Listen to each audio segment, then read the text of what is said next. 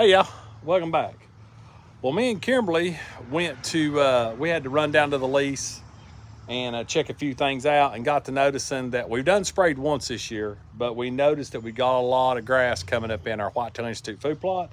So we're gonna take y'all along for the ride. We're gonna mix this up real quick.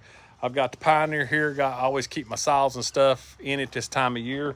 And of course my custom built sprayer that I have videos on. That thing has been a trooper. I have sprayed food plots. You can use the wand, you can use the boom, but you get to see this thing in action like you did last year. But we're going down there and hit that food plot, and we'll mix this up right quick, kind of show you what's going on, and at the end of this I'll show you a couple bucks that's coming on. Put some video in there with some voiceover so you can know which buck it is. And anyway, we'll get to mixing. We got our water. This is a 30-gallon sprayer. We're going to be doing 20-gallon, of course. That's what it calls for. One thing of Arrest Max, which is 16 ounces. This will spray, I think, an acre. This is one full pint. It'll do 43,560 square feet. So we're going to pour it in. Oh, I got to shut the valve. We don't need to lose that.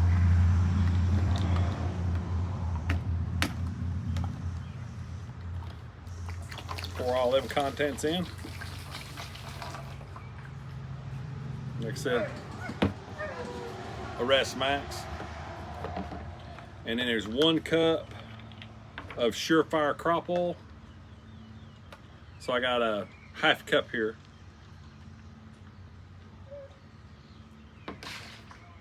Well, it's 1 to 1.5. So we're gonna give it just a little more.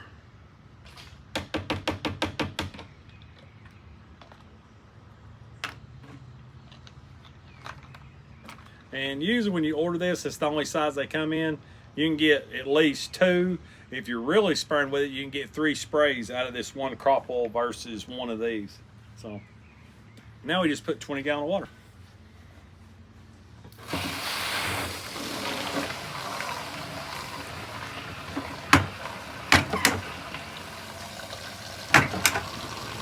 This sprayer's really worked out good. Put on that custom trailer. Spray heads have been good. The main thing about maintaining these sprayers is, of course, put the Piney life on it. But the main thing about keeping these sprayers to where they won't clog up is every time me and Kimberly go to spray a food plot, we always fill it back up with water and let it naturally drain out. So this stuff does foam, so you kind of got to be careful with it, but we're going to go to right in here, this line. And here in a minute, we'll fire it up.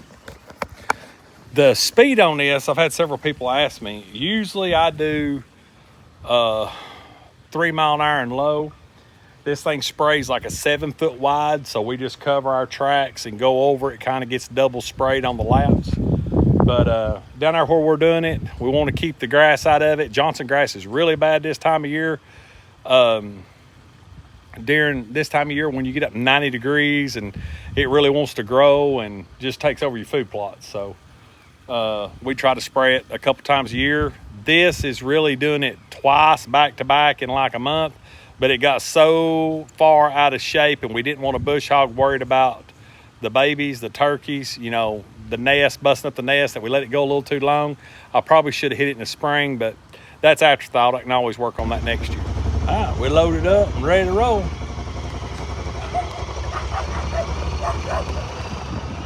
Miss Kimberly won't do some stuff on the lease. I think she likes this whole deer hunting thing. But it takes a lot of work to keep everything rolling for this year. So we'll show you a little bit of what been clearing, what the goal is, what we're trying to achieve with this, and about 4.5 miles down the road. So we'll see you there.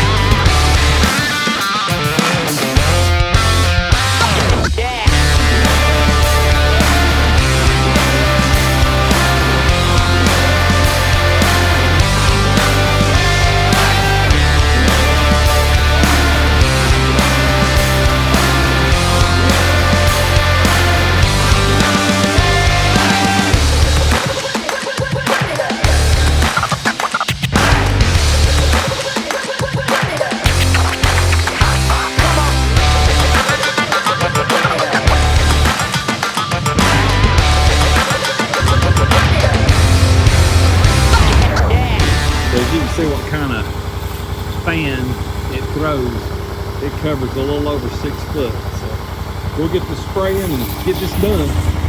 So put it in low, pull about 3 miles an hour.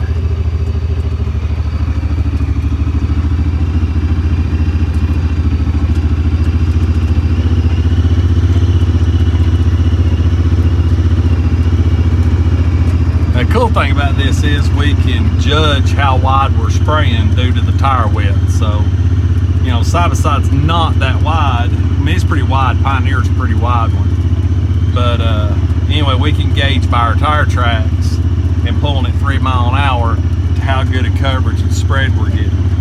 And it's for the most part, it still looks good. But there's some grass down the other end that was kind of bothering us. And when it comes to Johnson grass and all the wild grass we could come up with in the food plot, it don't take long to cover it up. So we're gonna stay after it with this spray this summer. Might spray it a third time, but anyway, old sprayer's doing good.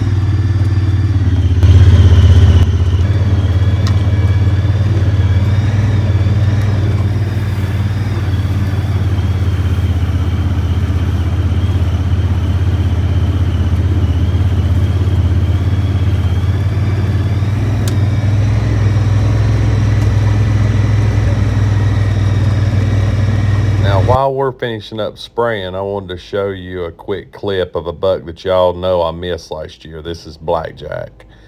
So he ducked the arrow and I didn't see him the rest of the year. He was spotted a couple times, but he's back this year. Here is a good picture of him. You know, he's still got 2 months to grow. You can tell it's him. You can look at those distinctive brow tines. It looks like he's going to be a lot wider this year.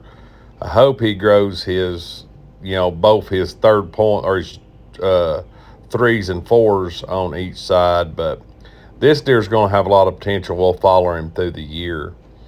I'm going to jump to another deer that just showed up. We're not sure what deer this is, but this is a tripod. Or these are kind of tripods because I don't know if you've noticed or not, but this deer does not have a leg from the knee down. He's missing his whole right hoof. You can see it bow up right there. And of course you can tell the characteristic rolled into his rack. But this buck is going to be one to watch. He's extremely healthy. He's going to have a crazy rack, but it just shows you how strong and how tough these deer are. It's just amazing. You can see the line on the back of his hips where he's been hit by a car or something. So he's got some issues, but he's getting around decent. All right, another deer that I want to talk about is Flex. Now, y'all have heard me say a lot over the years about Flex. I'm going to do a video on all these deer, just, you know, by themselves. But Flex showed up in 2021. He was probably a 2-year-old. We probably just didn't notice him as a 1-year-old. But anyway, 2020, 2021, we started noticing that he had this really crazy rack, as you can see here. And this deer is known, he's a real bully deer. He's very short-legged, very thick, just a very big deer, big head. And we're really hoping that he comes back this year. There's an older picture of him in velvet a few years back. And then there he is in 2021 when he just started growing in velvet. I mean, he keeps basically the same rack every year. But as you can see, these are all sporadic pictures through the years as he's progressed. You can tell that short leg stature. We're hoping he comes back. Now, this is Boone. This is a deer that's got a ton of potential. This is on the food plot that we're doing spraying right now. This deer is just going to have a ton of potential, and we're really looking forward to having pictures. Well, we ran 20 gallon out, a little over 20 gallon. So, as y'all know, down through here, this is the shooting house we put up last year. We moved from a different area. This buddy stand right here is the one I killed the turkey foot buck out of. Kim's seen a lot of deer out of this stand. But now that we've got that stand, that shooting house, it kind of eliminates it. So we're going to be moving some stands around, and we'll involve y'all in that too. But the whole food plot is covered all the way down. You can see the clover, the more green. This is a little bit of work that I done trying to get rid of this privet hedge. I did this with my tractor and pushed all this up. The goal is to push it all up and then open up some spots for the deer to come through. They fall off these hills onto the food plot, so by doing that, we can kind of guide them where we want them. So I'll end up cleaning all around this end here. That's the mouth we drove in on right up there. And then I started cleaning under that oak tree up there. There's a lot of white oaks fall there that's right on the side of the food plot. So probably clean some of that hedge up. That's the route up the hill to the other stands. So every bit of this down through here is going to get cleaned up. And believe it or not, you probably know if you've watched the videos, there is a barn right there. And I'm going to clean out around it and clean this old road bed up. So there should be a lot more shooting area, a lot more of this I can bush hog. This privet hedge is a nightmare. If anybody bush hogs around fields or cuts hay, this privet hedging stuff is awful.